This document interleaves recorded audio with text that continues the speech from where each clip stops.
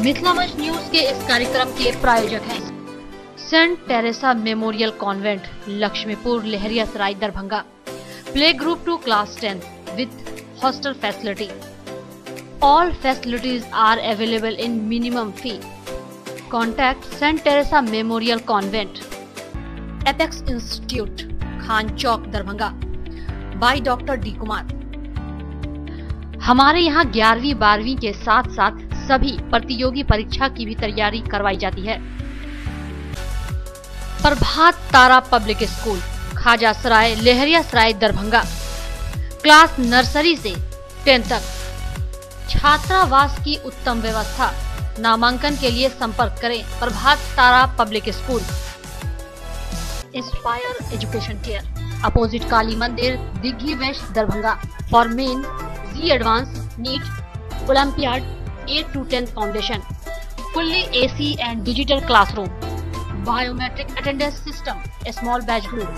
Contact Inspire Education Care.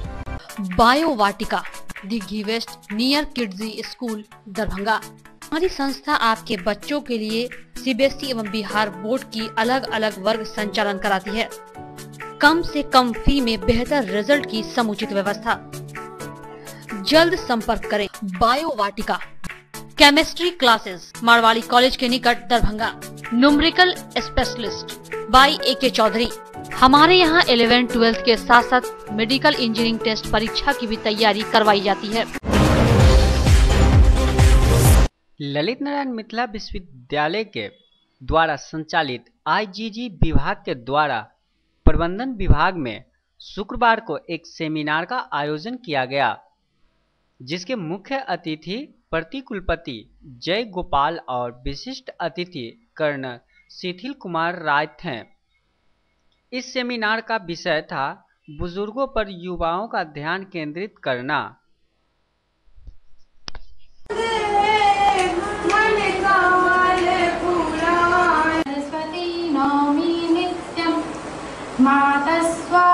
पद पंकज भक्ति युक्तम ये त्वां भजन्ति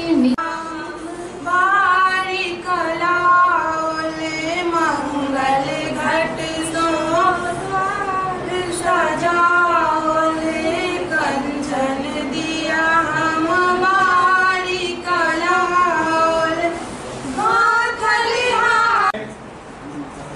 जितने भी जो आज का यूथ है, जो आप लोग सामने बैठे हुए हो, तो चाहे जो भी कारण है, आपके पास समय नहीं है। वो समय नहीं होने के कारण जो आपके घर में जो बुजुर्ग लोग हैं, आप उनको अपना समय नहीं दे पाते। मैंने जो रियलाइज किया है कि आज का यूथ अपना काफी समय वो इंटरनेट, मोबाइल, इन सब चीजों पे जो है वो वेस्ट कर रहा है। मैं काफी लोगों से इंटरेक्ट किया था, आप लोगों में से जो बैठे हुए हैं, तो जो मिनिमम आज का यूथ अपना टाइम जो वेस्ट कर रहा है मोबाइल के ऊपर, वो 3 घंटे का कर रहा है। बहुत बड़ी बीमारी जो बुजुर्ग लोग फेस कर रहे हैं वो है अकेलापन, लोनलीनेस। कभी कभी परिवार के अंदर रहकर भी बुजुर्ग महसूस करते हैं। लोनलीनेस हो सकती है वो अकेले रह रहे हैं, बच्चे कहीं बाहर रह रहे हैं, वो अकेले रहने उनको अकेलापन महसूस होता है। लेकिन कभी कभी परिवार में सभी व्यक्ति हैं, बच्चे भी हैं, फिर भी बुजुर्ग जो है अकेलापन महसूस करते हैं। ये वास्तवता है, क्योंकि उनकी तरफ ध्यान नहीं दिया जाता। वो एक कोने में कहीं बैठे रहते हैं, अपना उनको आप खाना दे देते हैं, खा लेते हैं, लेकिन उनके जीवन में जो ये अकेलापन है वो उनके लिए एक घातक है। क्योंकि लोनलीनेस से बहुत सी बीमारियों का कारण जो है अकेलापन है। क्लिनिकल साइंस में जाएंगे, अगर एक स्वस्थ आदमी, चाहे जवान आदमी हो, अगर उसकी सोसाइटी नहीं है, अकेला रहता है, वो भी बीमार हो जाए। और बुजुर्गों को, क्योंकि वो ओल्ड एज में हैं, फिजिकली वीक हैं, और उनको उस वक्त सहारे की, एक सोशल अटेंशन की बहुत ज़रूरत होती है। क्योंकि इस समय नहीं मिल पा रहे। MRM महाविद्यालय में शुक्रवार को जिला स्तरीय आदर्श निर्वाचन साक्षरता क्लब की शुरुआत की गई, जिसका उद्घाटन जिला अधिकारी डॉक्टर चंद्रशेखर सिंह ने फीता काटकर एवं दीप प्रज्वलित कर किया। वहीं जिला अधिकारी ने अपने संबोधन में मत की महत्वता और अपना नाम कैसे जुड़वाएं इस बारे में जानकारी दी।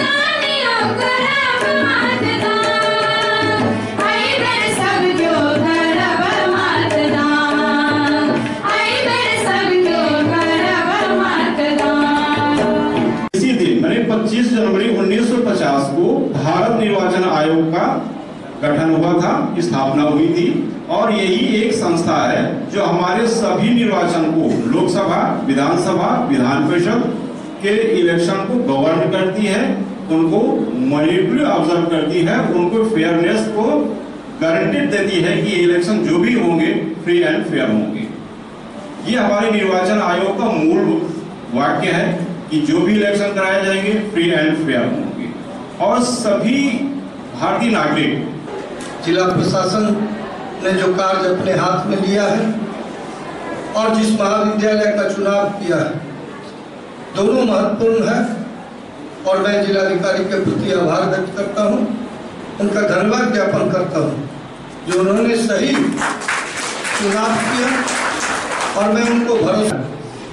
इसका मुख्य उद्देश्य अभी है मतदाता सूची का जो पुनरीक्षण कार्य चल रहा है उसके संबंध में जागरूकता फैलाना।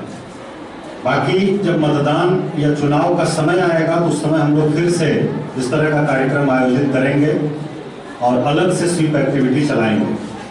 अभी मुख्य उद्देश्य है कि जो संक्षिप्त पुनरीक्षण कार्यक्रम मतदाता सूची का चल रहा है उसमें 1 जनवरी 2019 को जो लोग भी 18 वर्ष की उम्र प्राप्त कर रहे हैं वो सभी लोग मतदाता सूची में अपना नाम जुड़वा सकते हैं। ऑनलाइन भी जुड़वा सकते हैं, आवेदन दे सकते हैं जैसा कि आपको बताया गया, और आप सभी लोग मोबाइल के माध्यम से या फिर अपने कंप्यूटर के माध्यम से ऑनलाइन आवेदन दे सकते हैं फॉर्म 6, और ऑफलाइन में BLO के माध्यम से दे सकते हैं। अपना तो नाम जुड़वाना ही है, अपने आसपास के जो लोग हों जो 18 वर्ष की उम्र प्राप्त कर रहे हो उनका भी नाम जरूर जुड़वाना है। उसमें कोई असुविधा हो तो आप डिप्टी इलेक्शन ऑफिसर हैं, इनसे बात कर सकते हैं। मतदाता सूची में नाम होना अनिवार्य शर्त है मतदान करने। अगर नाम नहीं है तो किसी भी कीमत पर कोई मतदान नहीं कर सकता। जानते हुए भी अपने मतदान के महत्व को नहीं जानते हैं, मतदान करने के लिए नहीं निकलते हैं, मतदान के दिन छुट्टी मनाते हैं या टीवी पर रुझान और रिपोर्ट देखते हैं या फिर अपने कंफर्ट जोन से बाहर नहीं निकलना चाहते हैं, तो हम मानते हैं कि वो निर्वाचन के दृष्टिकोण से और अपने संवैधानिक दायित्वों के निर्वहन के दृष्टिकोण से निरक्षर है। तो ऐसे लोगों को भी साक्षर बनाने की आवश्यकता है। ये हम सभी लोगों का दायित्व है, जो भी इस लिटरेसी क्लब के मेंबर हैं, आप सभी लोगों का दायित्व है कि ऐसे लोगों को भी साक्षर बनाएं, उनको अपने कर्तव्य के प्रति जागरूक करें कि मतदान करना कितना जरूरी है। और हम लोग ये भी देखते हैं कि जो लोग मतदान नहीं करते, व्यवस्था का, सिस्टम का सबसे ज्यादा आलोचना वही लोग करते हैं। घर में बैठ करके या फिर दुकान पर बैठ करके या कार्यस्थल पर बैठ करके सिस्टम या व्यवस्था के प्रति निराशा भाव पैदा करना या बात करना, ऐसे ही लोग ज्यादा करते हैं। तो जिस समय सिस्टम को बदलने का मौका था उस समय अखिल भारतीय विद्यार्थी परिषद की ओर से MLSM महाविद्यालय में छात्र सहायता केंद्र की शुरुआत की गई। इस सहायता केंद्र का मुख्य उद्देश्य नए छात्रों को नामांकन में हो रही समस्याओं को दूर करना, साथ ही उसके साथ किसी प्रकार की बात होती है तो उसे सुनना और सुनकर दूर करना।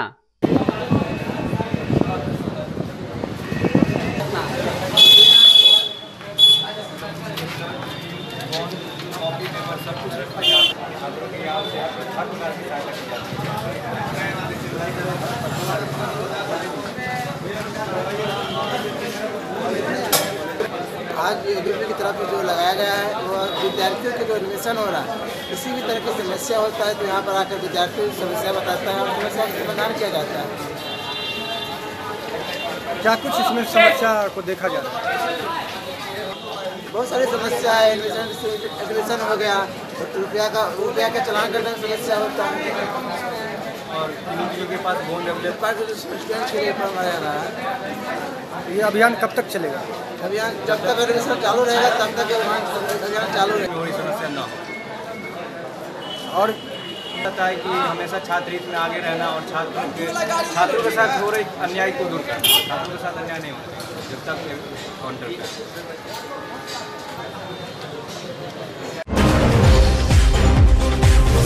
बीते रात बहादुरपुर थाना क्षेत्र के भैरवपट्टी गांव के युवक शाहरुख रहमान को मिर्जापुर गौशाला रोड में कुछ युवक ने चाकू डंडा से हमला कर घायल कर दिया, जिसमें शाहरुख रहमान के कुछ साथी भी घायल हैं। सभी घायलों का इलाज DMCH में चल रहा है। क्या हुआ आपके साथ? गाड़ी पे जा रहे थे हम पीछे बैठ के, ठीक है, उतने में आवाज़ दिया एक लड़का, उनका दोस्त, ठीक है, कि भैया मार रहा है, बचाइए बचाइए। उतने में गाड़ी रोका और बचाने गया तो उतने में मेरे सर पर भी मार दिया। बोल रहा था कि ये सब जो है उर्दू का कैसा है, मारो सब साले सबको। तो मेरे सर में मारा गया और आँख में बेत से मारा।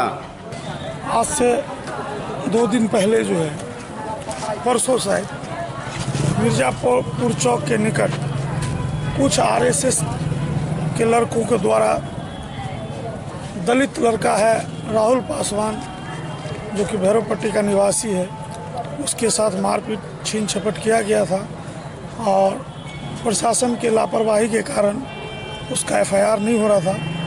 तो हमने थाना प्रभारी से बात करके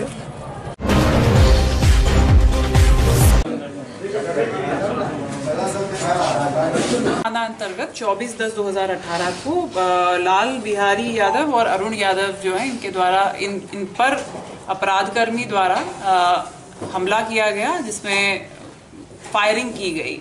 इमीडिएटली जो है वो FIR दर्ज करते हुए SDPO सदर के नेतृत्व में एक स्पेशल इन्वेस्टिगेशन टीम का गठन किया गया, जिसके द्वारा छापामारी अनुसंधान और छापामारी के क्रम में बैद्यनाथ यादव, रामाशीष यादव और मनोज कुमार ठाकुर को गिरफ्तार किया गया है। मनोज कुमार ठाकुर वे अभियुक्त हैं जिनके द्वारा घटना के दिन फायरिंग को अंजाम दिया गया। देखिए, पूरा मामला अभी अनुसंधान में है और इसमें घटना से रिलेटेड, अपराध से रिलेटेड जो साक्ष्य आएंगे उस पर पुलिस आगे कार्रवाई करेगी। पोस्टर जो घर से हटाया गया मैम, पूरा मामला जो है वो अभी अनुसंधान में है। SDPO लेवल जो है, लेवल के ऑफिसर इसमें जो है सुपरविजन इशू करेंगे और रिपोर्ट टू जो है वो वरीय हमारे स्तर से निकलेगी। इसमें जो है अनुसंधान के क्रम में जो भी साक्ष्य सामने आएंगे उन पर अग्रतर कार्रवाई होगी। कितने लोग थे इस पूरे घटना को अंजाम? इसमें अभी तक 3 अभियुक्त जो हैं उनकी गिरफ्तारी हो चुकी है और आगे अनुसंधान जारी है। अन्य अभियुक्तों की गिरफ्तारी आने वाले समय में होगी। गोली मारने के पीछे का कारण क्या है? अभी तक प्रथम दृष्टया जो है वो व्यावसायिक प्रतिबंधिता आ रही है और आगे, जैसे मैंने आपको पहले बताया, अनुसंधान अभी जारी है। इसमें कौन से लेडी किन गैंग के लिए काम करता है? काफी जो है साक्ष्य पुलिस के हाथ में है, जिस पर आगे हम लोग अनुसंधान कर रहे हैं। इनकार नहीं किया जा सकता है, किसी भी बिंदु से अभी पुलिस जो है इनकार नहीं कर सकती है। जैसे कि मैंने बताया, हम अनुसंधान अभी बस स्टैंड में वर्चस्व की लड़ाई है दिख रही है। किसी भी अभी हम चूंकि कांड जो है अभी अनुसंधान में, हम लोग बहुत ही अभी इनिशियल स्टेज में अनुसंधान की, इसलिए किसी भी बिंदु पर हम लोग अभी इनकार नहीं कर सकते। परिवार वालों से बात हुई तो उनका भी अपराध का इतिहास रहा है। जी बिल्कुल रहा है। क्या लगता है? जैसे मैंने आपको पहले बताया, अभी हम अनुसंधान की बहुत ही इनिशियल स्टेज में हैं और आगे जो है हम लोगों के पास आगे प्रोग्रेस करने के लिए काफी पुख्ता लीड्स हम लोगों के हाथ में है। उसी के बेसिस पे अभी गिरफ्तारी हुई है और शीघ्र ही हम लोग एक्सपेक्ट करेंगे कि हम और गिरफ्तारियां इसमें करेंगे।